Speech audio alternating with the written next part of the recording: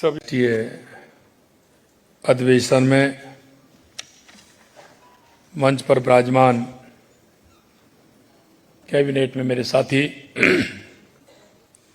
सहकारिता मंत्री श्री गौतम कुमार दत्त जी, राष्ट्रीय अध्यक्ष सहकार भारती डॉक्टर उदय जोशी जी, राष्ट्रीय महामंत्री सहकार भारती दीपक चौरसिया जी, निदेशक भारतीय रिजर्व बैंक सतीश मराठे जी, प्रमुख सचिव एवं रजिस्ट्रार सहकारिता विभाग मंजू राजपाल जी, राष्ट्रीय प्रमुख अर्बन कोऑपरेटिव बैंक प्रकोष्ठ सहकार भारती अभय माटे जी, प्रदेश अध्यक्ष सहकार भारती राजेंद्र कुमार थानवी जी, अध्यक्ष स्वागत समिति कृष्ण कुमार टांक जी,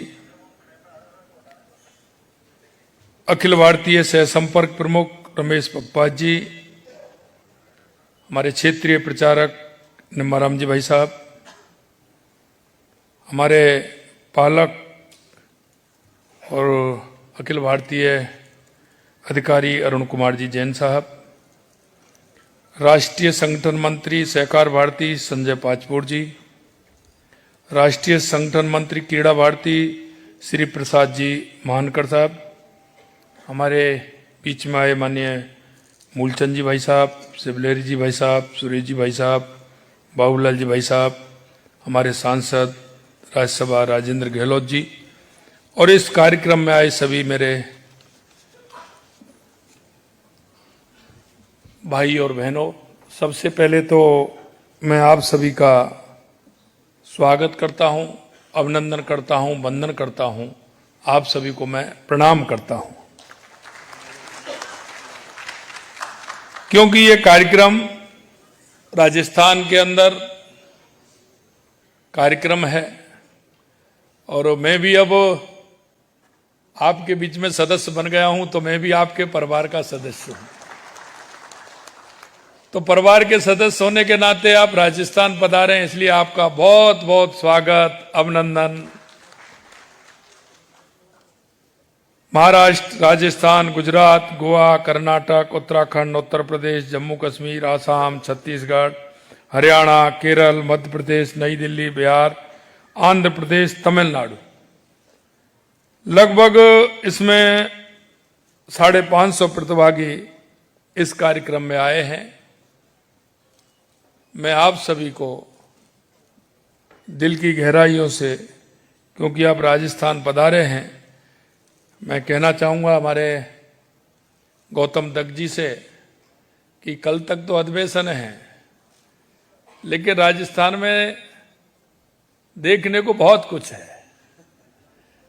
इसलिए मैं आज कहना चाहता हूं गौतम जी से कि जहां वो राजस्थान के अंदर देखना चाहते हैं, जाना चाहते हैं, वो व्यवस्था भी उनकी करी है, जिससे कि पूरे राजस्थान में घूम करके वो सभी लोग जाएं। जयपुर तो आपने देखा है, लेकिन धार्मिक सर्किट भी हमारा राजस्थान में बहुत बड़ा है। इसके अलावा पर्यटन के क्षेत्र में भी राजस्थान अग्रणी है। आप सभी देखते होंगे, यहां लगता है कि पूरे देश की झलक राजस्थान में मिलती है। आप अगर रेगिस्तान देखना चाहते हैं तो वो भी देख सकते हैं, आप अगर झीलें देखना चाहते हैं तो वो भी देख सकते हैं, आप हमारे बड़े किले और महल देखना चाहते हैं तो वो भी हैं, आप अभ्यारण्य देखना चाहते हैं तो वो भी राजस्थान में हैं। इसलिए मैं कहना चाहता हूं, इस संस्कार भारती के माध्यम से आपको राजस्थान आने का जो समय मिला है, हम आपसे यही कहना चाहते हैं, क्योंकि राजस्थान मेहमान नवाजी में भी बहुत आगे है। तो यहाँ का दाल बाटी चूरमा, यहाँ का जो मनोहार है, आप जाएंगे तो निश्चित रूप से आपको अच्छा लगेगा, ऐसा मेरा आप सभी से आग्रह है। सहकारिता परिवार के सम्मानित सभी सदस्यगण, अर्बन कोऑपरेटिव बैंक से जुड़े मेरे प्रिय साथियों, आज सहकार संगम के इस ऐतिहासिक अवसर पर आप सभी का मैं स्वागत और अभिनंदन करता हूं। आज हम अर्बन कोऑपरेटिव बैंक के राष्ट्रीय अधिवेशन में एकत्रित हुए हैं, तो मैं आज आपके सामने ये भी बताना चाहता हूं कि हमारी सहकार और सहकारिता की शक्ति से राष्ट्र निर्माण की दिशा में पहल का प्रतीक बन रही है। क्योंकि आपने देखा है कि सहकारिता के माध्यम से जो पंडित दीनदयाल उपाध्याय हमारे भारत रत्न बाबा साहब भीमराव अंबेडकर की कहते थे कि अंतिम पंक्ति में जो व्यक्ति खड़ा है, अगर उसका कोई लाभ देने का, उसको जोड़ने का कोई काम कर सकता है तो उसमें प्रमुख रूप से सहकारिता विभाग है। सहकार भारती के माध्यम से उसको जोड़ सकते हैं। अर्बन कोऑपरेटिव बैंक हमारे समुदाय के आर्थिक सशक्तिकरण का भाग है। इन बैंक की विशेषता यह है कि स्थानीय समुदाय की आवश्यकताओं को गहराई से समझते हैं। छोटे व्यापारी हो या मध्यम वर्गीय परिवार, सभी के लिए बैंक एक विश्वसनीय साथी है। हमारे राजस्थान में, क्योंकि मैं अगर देश की बात करूं तो हमारे पूरे देश के अंदर लगभग 1500 के लगभग शाखा है। अगर इसमें मैं बात करूं कि कितने व्यक्ति काम करते हैं तो 1.5 लाख से ज्यादा इसमें काम करते हैं। अगर इनका कुल मिलाकर के नहीं, ये 1.5 लाख हमारी शाखा हैं पूरे देश के अंदर। 1.5 लाख हमारी पूरे देश के अंदर शाखा है। काम करने वाले लगभग 1 करोड़ व्यक्ति हैं जो इसमें काम कर रहे हैं। कितना बड़ा परिवार है हमारा। और उसके माध्यम से हम सहकारिता और अर्बन कोऑपरेटिव के अंदर हम काम कर रहे हैं। इसी तरह राजस्थान के अंदर हम देख रहे हैं, तब से लेकर इतिहास, आजादी से पहले का इतिहास है हमारा अर्बन कोऑपरेटिव बैंक का। इस संस्था में विकास के कई आयाम भी स्थापित किए हैं। राजस्थान में सहकारिता सोसाइटी एक्ट 2001 में पंजीकृत 37 अर्बन व नागरिक सहकारी बैंक हैं। Multi state cooperative society act 2002 में पंजीकृत 4 अर्बन सहकारी बैंक काम कर रहे हैं और इन बैंकों को 236 शाखाएं राजस्थान में कार्यरत हैं। इन बैंकों की सदस्य संख्या 4.5 लाख से भी अधिक है, जो सीधे तौर पर बैंकों से जुड़े हुए हैं। इनकी आवश्यकता के अनुसार बैंकिंग सुविधाओं का उपयोग कर रहे हैं। इन बैंकों ने छोटे उद्यमियों, दुकानदारों, कारीगरों, मध्यम वर्गीय परिवारों को आसान ऋण उपलब्ध कराने में अहम भूमिका निभाई है। मैं आपसे इतना कहना चाहता हूं, ये जन कल्याण को लेकर के हमारा सहकार भारती जिस तरह से काम करता है, मैं आपसे इतना ही कहूंगा कि देश के यशस्वी प्रधानमंत्री नरेंद्र मोदी जी के नेतृत्व में सहकारिता का अपने स्वर्ण काल से गुजर रहा है। आप देख रहे हैं कि जिस तरह से सहकार से समृद्धि की परिकल्पना को साकार करने के उद्देश्य से 6 जुलाई 2021 को पृथक से सहकारिता मंत्रालय की स्थापना की गई। यह पहली बार हुआ है। केंद्रीय सहकारिता मंत्री आदरणीय अमित शाह जी के नेतृत्व में सहकारिता क्षेत्र को सशक्त बनाने हेतु कई नई पहलों को ऐतिहासिक योजनाओं की शुरुआत भी हुई है। हाल ही में केंद्र सरकार ने देश में पहला विस्तृत राष्ट्रीय कोऑपरेटिव पॉलिसी देश को समर्पित किया है। सहकारिता मंत्रालय ने पिछले 4 वर्षों में प्राथमिक कृषि ऋण समितियां, डेयरी, मत्स्य सहकारी बैंकों, चीनी सहकारी संस्थाओं, सहकारी शासन प्रणाली को सशक्त बनाने के लिए 100 से अधिक पहलें की हैं। जब नीति में स्पष्टता हो और ईमानदारी हो तो असंभव लगने वाले कार्य भी संभव हो जाते हैं। आज सहकारिता के क्षेत्र में पारदर्शिता और जवाबदेही सबसे महत्वपूर्ण बात है कि लाभार्थी तक पहुंचने वाला प्रत्येक रुपया सीधे उसके खाते में पहुंच रहा है, वो भी बिना किसी भ्रष्टाचार के।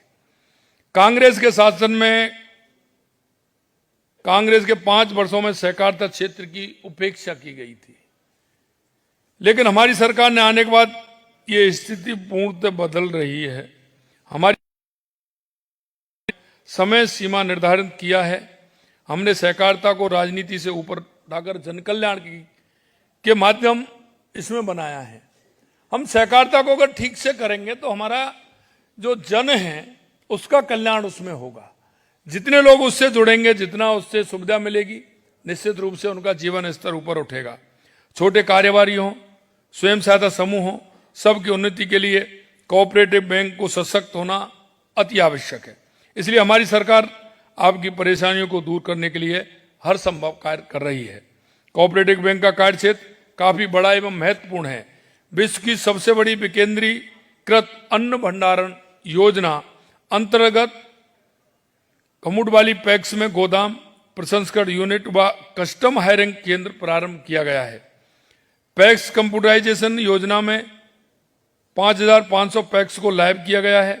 सहकारी बैंकों के माध्यम से डेयरी संबंधी उपकरण खरीदने हेतु 1 लाख रुपए तक ब्याज मुक्त अल्पकालीन ऋण उपलब्ध कराने के लिए राजस्थान सहकारी गौपालक क्रेडिट कार्ड ऋण योजना लागू की गई है। इस योजना के तहत पात्र गौपालकों को 375 करोड़ रुपए का ऋण स्वीकृत किए गए हैं।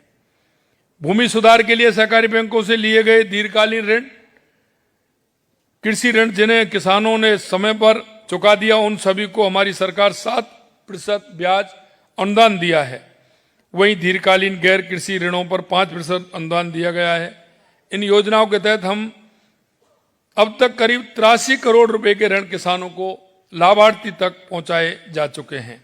सहकारी बैंकों के माध्यम से हमारी सरकार ने अब तक किसानों को 42,394 करोड़ रुपए के ब्याज मुक्त अल्पकालीन फसली ऋण उपलब्ध कराया है। 404 करोड़ रुपए के फसली ऋण दिए गए हैं। मैं इतना कहना चाहता हूं कि हमने पहले कांग्रेस की जब सरकार थी तो कांग्रेस के 5 वर्षों में राजस्थान की स्थिति क्या थी।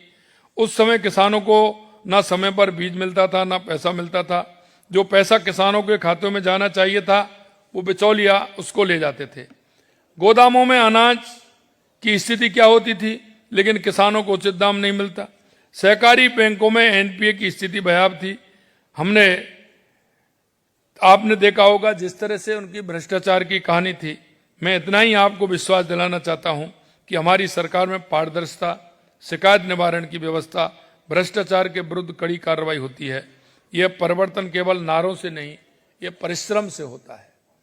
आपने देखा होगा लगातार हमारी सरकार, चाहे हमारी वो राजीविका की बहनें हों, उनके सहयोग के लिए भी काम कर रही है।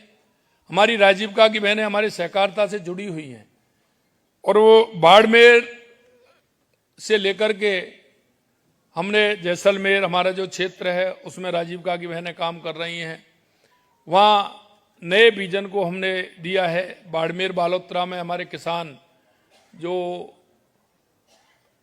अनार पैदा कर रहे हैं उनके लिए भी हमारे सहकारिता विभाग से हम उनको लोन दे रहे हैं। उनको वो खेती को आगे कैसे बढ़े वहाँ उसके लिए काम कर रहे हैं। जैसलमेर के अंदर हमारा खजूर हो रहा है, उसके लिए हम सहकारिता से जोड़ करके उनको हम सुविधाएं दे रहे हैं। इसी तरह हमारा जो बांसवाड़ा और डूंगरपुर है, माँ राजीविका की जो बहनें हैं वो फूलों से गुलाल बनाती हैं। फूलों से गुलाल बना करके इतनी अच्छी गुलाल वो होती है। अब की बार हमने उन गुलाल बनाने वाली जितनी बहनें, उनकी पूरी की पूरी गुलाल सरकार ने उनको खरीदा और खरीद करके उसको पूरे देश में भेजने का काम किया, जिससे कि उनका जीवन स्तर ऊपर उठे।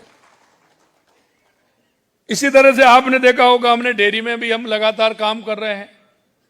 हमने लगा डेयरी हमारी अभी मुनाफे में चल रही है।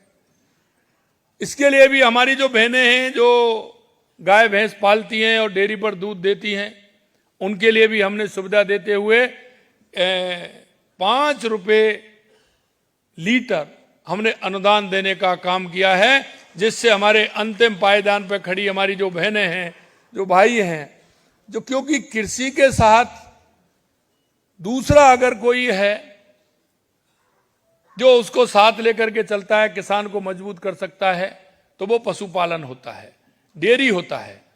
तो हमने डेयरी को उसके साथ जोड़ते हुए उन बहनों को 5 रुपए लीटर का अनुदान दे करके उनके जीवन स्तर को कैसे उठाया जाता है वो भी काम हम कर रहे हैं।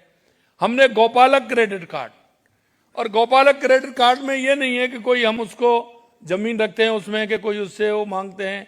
क्रेडिट कार्ड जो किसान क्रेडिट कार्ड होता है उसके ही आधार पर हम उसको 1 लाख रुपए गौपालक क्रेडिट कार्ड देते हैं, और वो भी बिना बहुत ही कम ऋण पर उसको देते हैं, जिससे कि उसके घर में गाय भैंस रहेगी तो आने वाली पीढ़ी भी हमारी मजबूत रहेगी और हमारे उस किसान का वो सहारा बनेगी।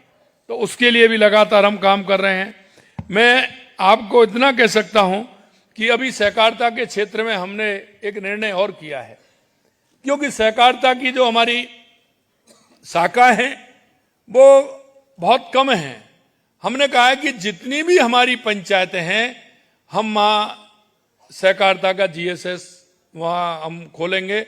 हमारी एक बैंक की शाखा वहाँ होगी, जिससे कि हमारे सभी किसान उससे जुड़ पाएं, उनको खाद और बीज भी समय पर मिल पाए, कोई और भी काम उसमें वो कर सकते हैं। इसलिए हमें निर्णय लिया है कि हर पंचायत में हमारी सहकारिता की शाखा होगी, जिसके माध्यम से हम वहाँ काम कर सकते हैं। हमने ये भी कहा है, और मैं कहना चाहता हूं हमारे अर्बन कोऑपरेटिव बैंक के सभी साथियों से कि हमारा अर्बन क्षेत्र भी बड़ा है। इन दिनों हमारी नगर पालिकाएं बड़ी हैं, नगर परिषद बड़ी हैं, आप जिलों तक हैं। इसलिए मैं कहना चाहता हूं आप नीचे उन क्षेत्रों में भी आए। हम आपको किस तरह से हमारी सरकार और आपको सुविधा दे सकती है, जिससे कि आप हमारे जो अंतिम पंक्ति में बैठा है उस व्यक्ति को जोड़ करके उसको सुविधा दे सकती है। क्योंकि बैंक ऐसे नहीं है, बैंक हमारी समृद्धि का प्रतीक है। जब किसी को आवश्यकता होती है कोई काम करने की, तो मैं आपको सत्य बता रहा हूं, अगर कोई कितना भी नजदीक का रिश्तेदार हो, कोई भी परिवार का व्यक्ति हो, लेकिन जब आवश्यकता पड़ती है वो व्यक्ति जब उसके पास जाता है,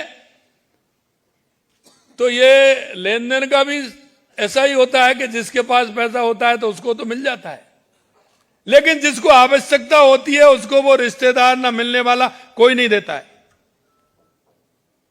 उसको अगर कोई सहयोग करता है तो हमारी ये अर्बन कोऑपरेटिव बैंक और बैंक के माध्यम से कोई भी बैंक अगर सहयोग करती है तो उसका जीवन स्तर ऊपर उठता है, वो कोई भी काम करता है। आज आप सभी हैं, उद्योग चलाने के लिए आपको ऋण चाहिए, कोई भी उद्योग हम लगाते हैं तो हमारे को आवश्यकता होती है। कोई भी खेती का इक्विपमेंट खरीदते हैं तो उसके लिए भी ऋण चाहिए। हम कोई भी अगर छोटी दुकान खोलेंगे तो उसके लिए भी पैसा चाहिए। मैं इसलिए कहता हूं सहकारिता हमारा समृद्धि का रास्ता दिखाता है, और ये सहकार भारती के माध्यम से हम हमारे राष्ट्र को किस तरह से मजबूत कर सकते हैं, उस तरह से हमें कदम उठाने का काम करना है। निश्चित रूप से मैं धन्यवाद देना चाहता हूं अर्बन कोऑपरेटिव बैंक के सभी हमारे साथियों को कि उन्होंने एक अच्छा कार्यक्रम राजस्थान के अंदर किया है। यह कार्यक्रम हमारा छोटे छोटे ग्रुपों में हमारा कार्यक्रम उस क्षेत्र में भी होना चाहिए। हम उन लोगों को, उद्योगपतियों को जोड़ करके, या हम ऐसे लोगों को जोड़ करके जिनको काम की आवश्यकता है, हमारे काम को हम आगे कैसे बढ़ा सकते हैं। हमारा काम, बैंक का काम तो आगे बढ़ता ही है, लेकिन हमारा उसका इफेक्ट नीचे तक कितना हुआ है। हम उस आवश्यकता वाले को, जिसको आवश्यकता है, उसको हमने कितना ऋण दिया है, हमें यह भी महसूस करना है। और जब वो लोग, आप उनके पास जाओगे तो निश्चित रूप से उनको लाभ मिलेगा, और उस लाभ का फायदा ये होगा कि हमारे वो बैंक का परमानेंट सदस्य बनेगा, परमानेंट लेने देने वाला मिलेगा, तो हमारी बैंक भी आगे बढ़ेगी और हमारा काम भी आगे बढ़ेगा। हम क्या करते हैं कि पहले देखते थे कि आपका उस बैंक में खाता है क्या। बैंक में खाता खुलवाने के लिए भी बैंक के किसी पूर्व खातेदार की स्वीकृति होना आवश्यक था, हम देखते थे। लेकिन आज मैं ये बात कहना चाहता हूं आपसे, कोई भी अगर खाता खुलवाने के लिए आता है तो वो सीधे खाता खुलवा सकता है। यह बहुत बड़ी सुविधा हुई है, और उसको हम किस तरह से जोड़ते हैं, जोड़ करके उसके जीवन में एक नई खुशहाली ला सकते हैं। आज का ये अधिवेशन केवल एक बैठक नहीं है, बल्कि ये भारत के सहकार की भविष्य का रोड मैप निर्धारण करने वाला ऐतिहासिक मंच है। मैं आपको पूर्ण विश्वास दिलाता हूं कि राजस्थान की भाजपा सरकार सहकारिता की शक्ति से प्रदेश को आत्मनिर्भर, सशक्त, समृद्ध बनाने में कोई कसर नहीं छोड़ेगी। आइए हम सब मिलकर ये संकल्प लें कि सहकारिता से समृद्धि, आत्मनिर्भरता और राष्ट्र निर्माण का हमारा ये महान अभियान निरंतर आगे बढ़ता रहे। हम सभी इसका सहयोग करते रहें और हम जनमानस में अपना जो विचार है उसको छोड़ें। मैं ऐसे लोगों से भी मैं कहना चाहता हूं, क्योंकि हम जिस तरह से सहकारिता से समृद्धि के लिए हम हर क्षेत्र में काम कर रहे हैं, राजस्थान के अंदर भी हर क्षेत्र में काम हो रहा है, लेकिन कुछ लोग हैं जो आजादी के बाद जिस तरह से उनका रवैया रहा है, उन्होंने भ्रष्टाचार और तुष्टीकरण के आधार पर हमेशा काम किया है। मैं आपको यह भी बताना चाहता हूं कि कल हमारी सरकार ने जबरन धर्मांतरण के खिलाफ एक कड़ा कानून लेकर आई है, जिसे कल विधानसभा ने पारित किया है।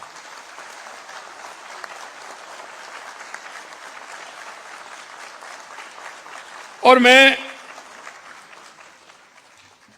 जब कल सुबह मेरी हमारे संसदीय कार्य मंत्री जी से बात हो रही थी, मैं विधानसभा सुबह जब मैं पहुंच गया था तो मैंने कहा था कि ये लोग वो लोग हैं क्योंकि इनका जीवन तुष्टीकरण में गया है, हमेशा तुष्टीकरण इन्होंने किया है, ये आज बाधित करेंगे।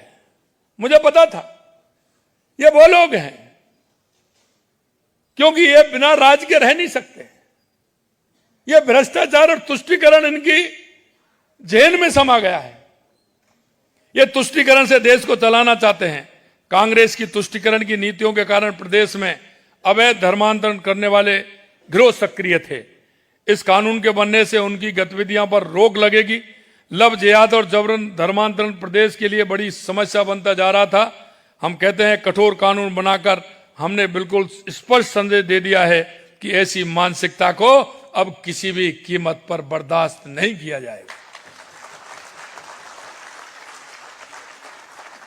कुछ लोग आदिवासी भाई बहनों को बहला फुसलाकर धर्मांतरण की कोशिश कर रहे थे।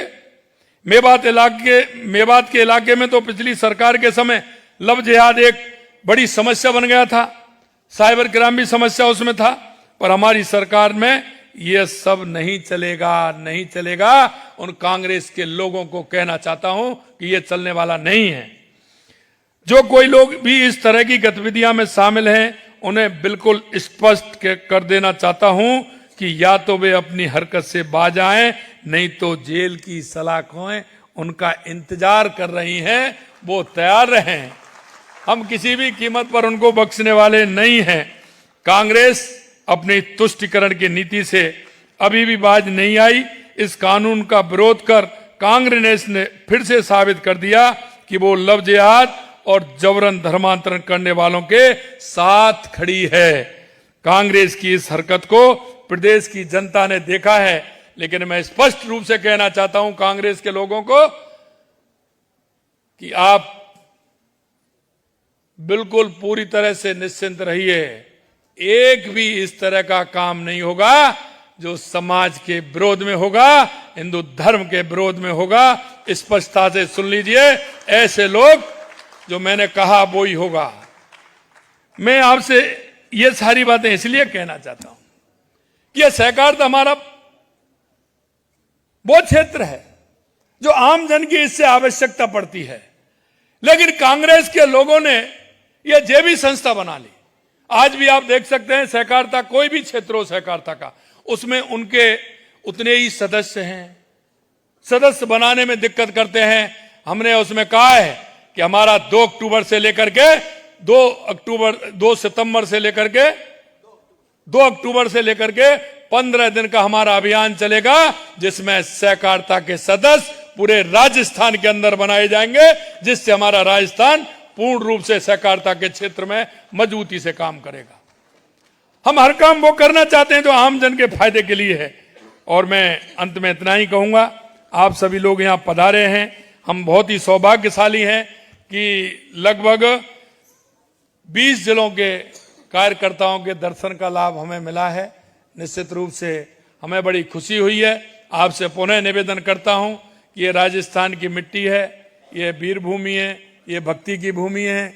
ये अगर मैं कहूं तो पर्यावरण के लिए अपने आप को समर्पित कर दिया ऐसी अमृता देवी माता की भूमि है। यहाँ ये पन्नाधाय माता की भूमि है। इसमें आप आए हैं, निश्चित रूप से पुनः आपका अभिनंदन, स्वागत और राजस्थान की खुशबू को लेकर के आप जाएंगे। इतना ही मेरा आप सभी से आग्रह है कि आप आएं और आराम से राजस्थान में घूम करके जाएं, देख करके जाएं। इस आशा और विश्वास के साथ आप सभी को बहुत बहुत धन्यवाद। जय हिंद, जय भारत, जय राजस्थान, जय सहकार भारती।